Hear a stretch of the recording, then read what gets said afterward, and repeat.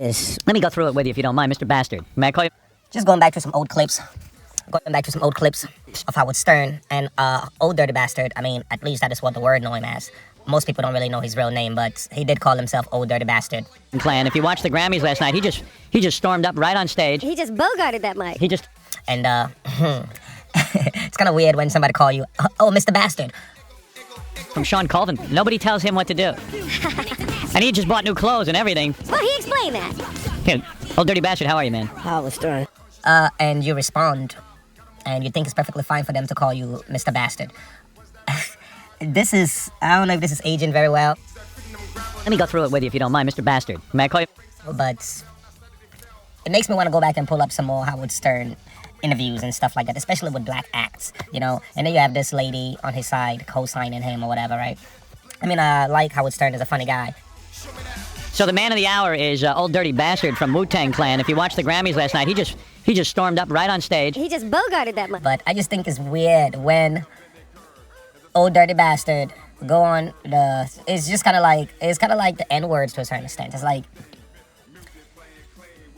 when a black person calls a black person the N-word, it's almost okay, but when a white person calls a black person the N-word, it's not okay, right? So, Old Dirty Bastard, if he's called, hey, you old dirty bastard, by his friends, you know, it's like cool, it's okay, because that is how they relate to each other.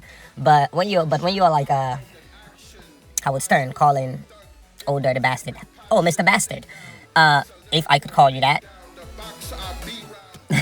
it's almost like there's a condescension tone behind it, to a certain extent.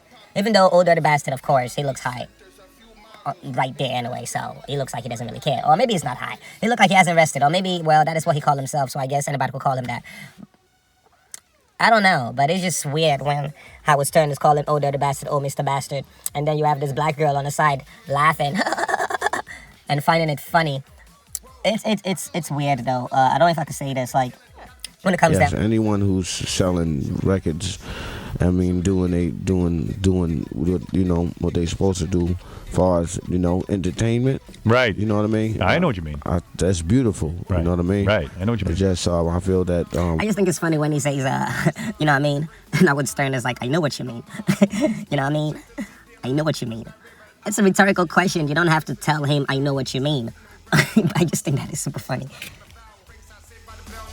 To the breakdown of, the black homes and African Americans and just the issue between black men and black women. It's like they basically, it seemed like, if I could say this, it's almost like our women are used to oppress us. And, women, to a certain extent, I feel like they would go wherever they feel comfortable. So basically, if there are two sides to the coin, right, and it's really hot, or let me say if there are two sides, right, she's in the middle and it's really hot, she will either go to this is the hard side and this is the cool side. So basically it's hot and we all need to be cool right now. So she does not care if all her folks are on the hot side, right, and then the people who are keeping her folks on the hot side are on the cool side. She was sneaking to the cool side and join the cool people to oppress her folks. That is the kind of attitude I'm getting from modern day black women, or this recent kind of black women that we seem to have. I don't know if it's all of them, maybe not all, but majority, especially when it comes to power. I don't know what it is with men and power. I feel like men could handle power way more than women could. You give women a little bit of power, it really gets to her head. I mean, with men, it gets to our head also, but for some reason, just the fact that we are more logical, just the way we think and operate, it doesn't go overboard. And then you have those that feel, when it comes to feelings, women operate on feelings. So when that ego really gets to her head, she is really feeling herself. When I mean she's really feeling herself, and that could be dangerous. So back to Old Dirty Bastard and Howard Stern. I just think watching this lady on the side co-signing Howard Stern, calling Old Dirty Bastard Mr. Bastard, is part of the oppression. Because honestly, I understand he did that to himself by calling himself that. At some point somebody should have intervened and be like, dude, Old Dirty Bastard is what they call you on stage. If I'm not on stage, please call me my government's name. And if you cannot do that, we don't need to be talking at all.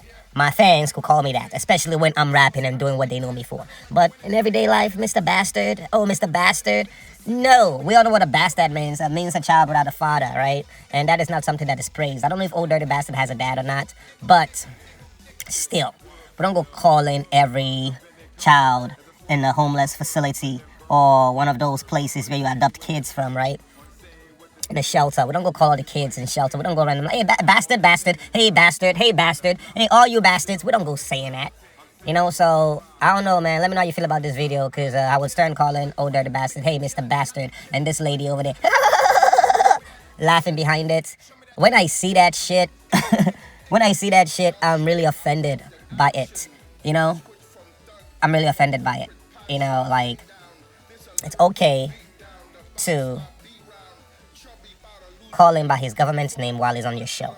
Even though he agreed, yeah, you could call me that. Yeah, I'm glad you're calling me that. I don't know. Just watching him, he doesn't seem to be...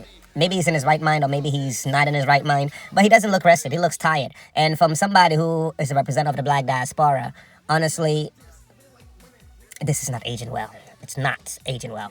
We, as a people, as a diaspora, need to do a little bit better. You know, we need to hold ourselves to a higher standard.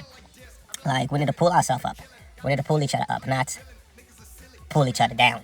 So, honestly, all black men and black women, wherever you are, just remember this. Remember this. You're representing an entire diaspora. So what you do affects how we are being perceived by the rest of the world. So you want to be calling yourself old dirty bastard. You want to be over there and make yourself a fool for just to gain some clout. You want to shake your ass and do all type of nonsense, right? Yeah, it may not affect you, but it affects the entire race. And at this point, we need to start holding each other accountable, because you're making us look bad. I'm not bad, but if I walk out of my house and people thinking, oh, they've already stereotyped me because of your ass, because of you. Not me, not because of something I did. Because of you who want to go steal and rob and carry guns and shoot people and speak like you have no sense. Right? Because of you.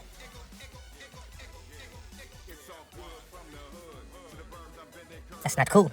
You know, when I say that's not cool, it's like you're affecting an entire population of people because of your antics. So, nothing against the lady, honestly, though. But every person, look at yourself. If you are playing the role of this lady when it comes to your own, when it comes to the black diaspora, instead of trying to uplift us, but you're on the side, cheering on the people who are clowning us, quietly clowning us, you're cheering them on. If that's the role you're playing, you need to slap yourself and change. Look yourself in the mirror and make a fucking change. That's the rest of this video. Thanks for watching. If you like it, share. Respect.